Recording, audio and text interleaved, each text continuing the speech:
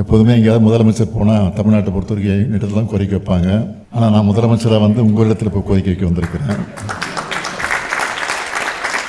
ஒன்றும் பயப்பட வேண்டிய அவசியம் இல்லை. உலக நாடுகளை குறிப்பாக வளர்ச்சியடைந்த நாடுகள் எப்படி இருக்குன்னு பார்க்குறவங்க நீங்கள், இது மாதிரி நம்ம தமிழ்நாடும் வளர வேண்டும். நான் நினைக்கிற மாதிரி தான் நீங்களும் நிச்சயமாக நினைப்பீங்க, என்னை விட அதிகமாக நினைப்பீங்க.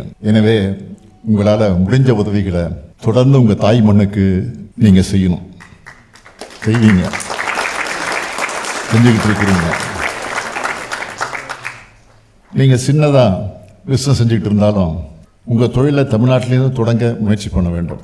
பெரிய பெரிய நிறுவனங்களில் நீங்கள் வேலை செய்கிறீங்கன்னா உங்கள் நிறுவனத்தில் நம்ம தமிழ்நாட்டில் நிறைஞ்சிருக்கக்கூடிய வாய்ப்புகளை பற்றி எடுத்து சொல்லி நம்ம தமிழ்நாட்டில் இன்வெஸ்ட்மெண்ட் பண்ண மோட்டிவேட் பண்ணுங்கள். உங்கள் சொந்த கிராமங்களை கவனிச்சுக்குங்க.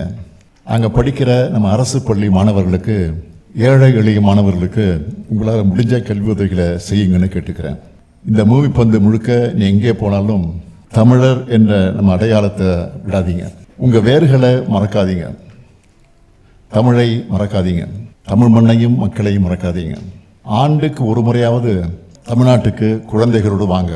தமிழ்நாட்டோட வளர்ச்சியை, மாற்றத்தை பாருங்க. நம்ம பண்பாட்டை, வரலாற்றை, அரசியல் எழுச்சியை எடுத்துச் சொல்லும் கீழடி அருங்காட்சியகம், பொருணை அருங்காட்சியகம், கலைஞர் உலகம்னு ஏராளமாக இடங்கள் இருக்கு.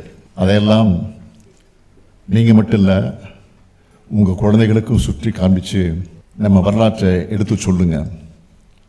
உங்கள் வரவா, உங்கள் குடும்பத்தில் ஒருத்தனா இந்த முத்துவேல் கருணாநிதி ஸ்டாலின் உங்களுக்காக தமிழ்நாட்டில் இருக்கேன்.